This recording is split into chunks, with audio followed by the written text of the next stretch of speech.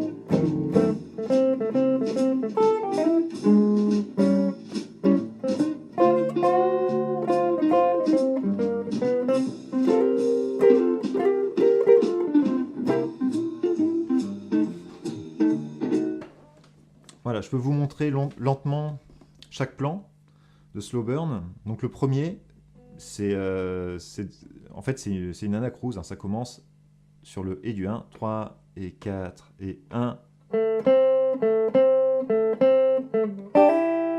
Et là on a un petit barré donc sur la troisième corde, et on fait une seule attaque de Mediator. Avec le troisième doigt, on fait un hammer. Et alors ici, on a deux petits accords qui sonnent super. Et qu'est-ce qu'ils représentent en fait, ces deux accords? C'est la tierce et septième d'un Do septième. Donc c'est pour dire qu'on est en Do 7. Et juste après, c'est la septième et tierce du Fa 7 qui suit. C'est-à-dire qu'en jouant ces deux accords-là, on entend Do, Fa. Donc l'enchaînement de la première mesure à la deuxième mesure.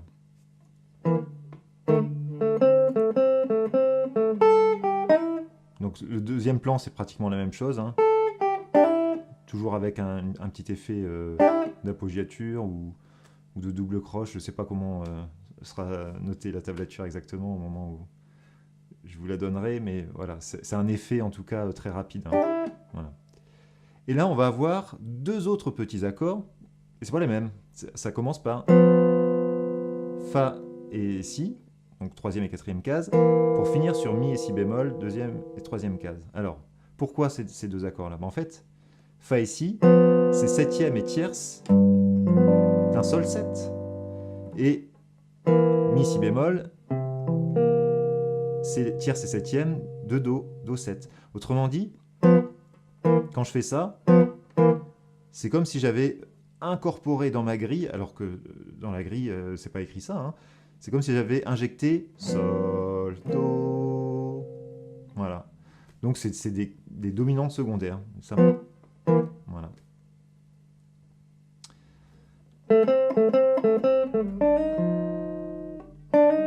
Alors, là il faut bien tenir le Mi bémol avec le majeur.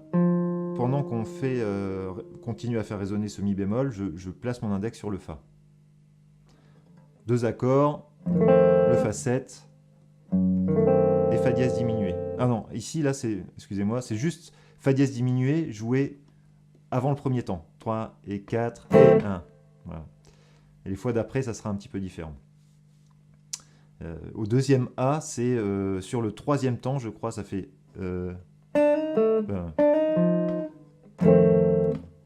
donc il fait Fa 7, puis Fa dièse diminué. Voilà. Et le dernier A, c'est pas tout à fait le même rythme, mais c'est toujours les mêmes accords. On reprend encore avec des petites appoggiatures. Voilà. Et ici, on va avoir... qu'est-ce qu'on a ici? Je ne me souviens plus. Voilà, ces deux accords-là. Alors, c'est quoi ces deux accords-là? C'est toujours des accords de septième, vous l'avez deviné. Mais normalement, on était en Do7 et on passe à La7, hein, puisque c'est le début de l'anatole. Hein.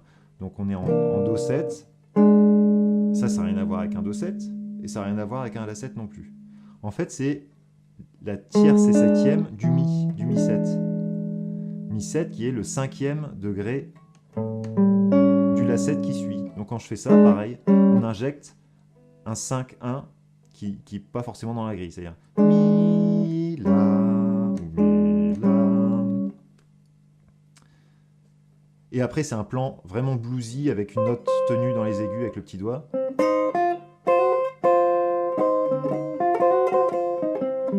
Et c'est de la gamme blues, hein, avec la blue note. Voilà, c'est vraiment de la gamme blues. Et une fois qu'il a fini le plan blues, qu'est-ce qu'il joue? Il joue ces deux accords. Attention à la mise en place, hein. Tout est noté en solfège rythmique. C'est pas toujours évident. Alors, qu'est-ce que c'est que cet accord-là? Ben en fait, c'est pareil, c'est le La7 qui amène le Ré7. Donc le La7 altéré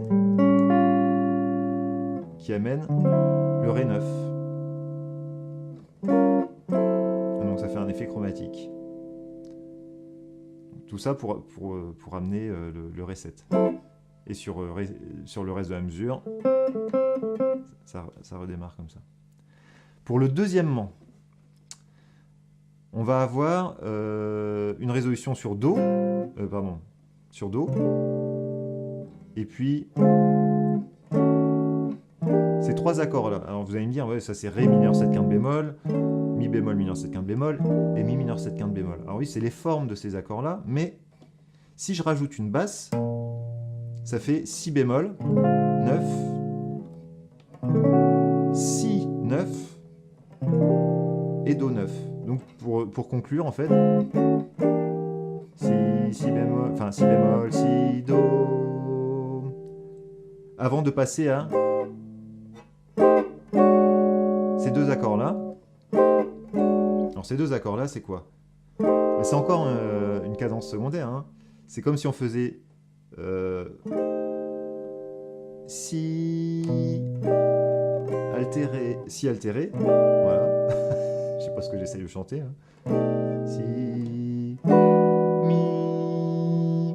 Et le Mi, donc il va être 9 et 13 avec le petit doigt. Hein, ici, on a Si bémol 9, bémol 13 et Mi 9, 13. Si, Mi, Si, Mi. Voilà, ça sonne comme ça. Et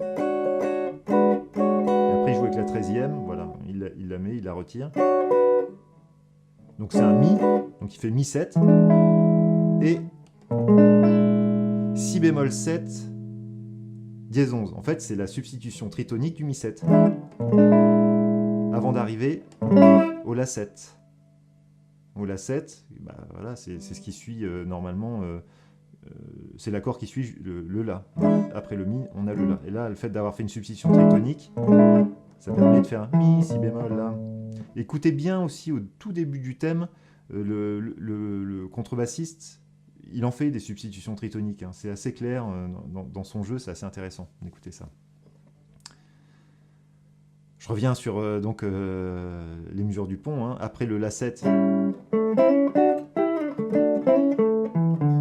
Alors là, je galère pour le jouer à vitesse réelle. Hein. Ça va assez vite. Hein. Mais c'est vraiment des plans bluesy super, quoi.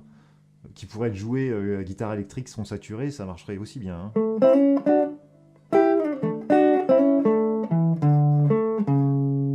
Voilà, ça fait ça. Donc ça sonne majeur, ça sonne la majeure quand même. Ça part sur la triade de la majeure. Et en fait, c'est ces deux notes-là qui montent en suivant l'harmonisation de la gamme.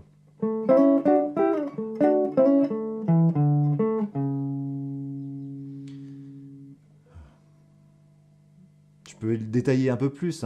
Donc on démarre sur le Et du 1, 1. Et là, on a des doubles croches, donc il faut aller assez vite, c'est... Normalement, c'est...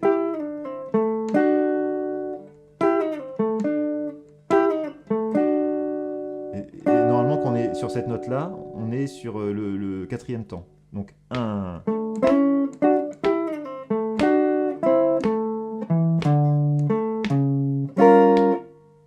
Et là, ça c'est pas évident parce qu'on s'attend à...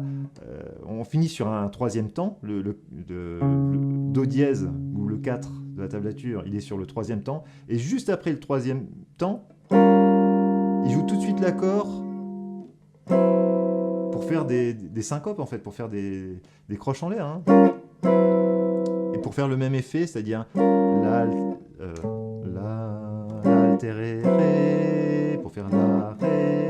Alors ça, évidemment, à chaque fois je dis le 5 de l'accord qui suit, c'est-à-dire la, ré, mais ça peut être aussi la substitution tritonique, puisque nous on joue pas la basse. Donc ça pourrait être mi bémol, ré, mi bémol, ré, ou la, ré.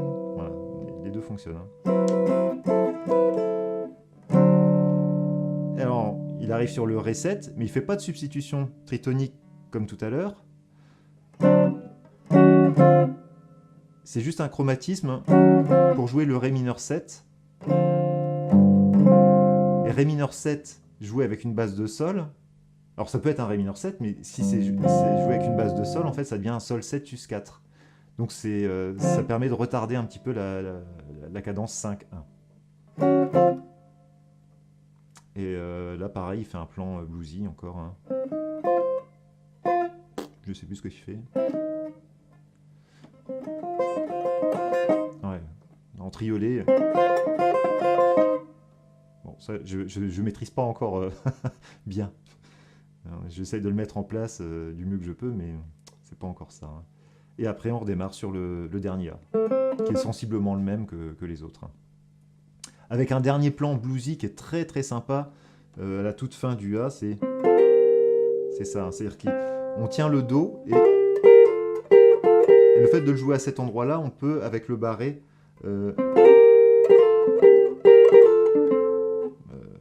avoir les trois sons mélangés. Donc, en fait, c'est quinte et septième, en fait.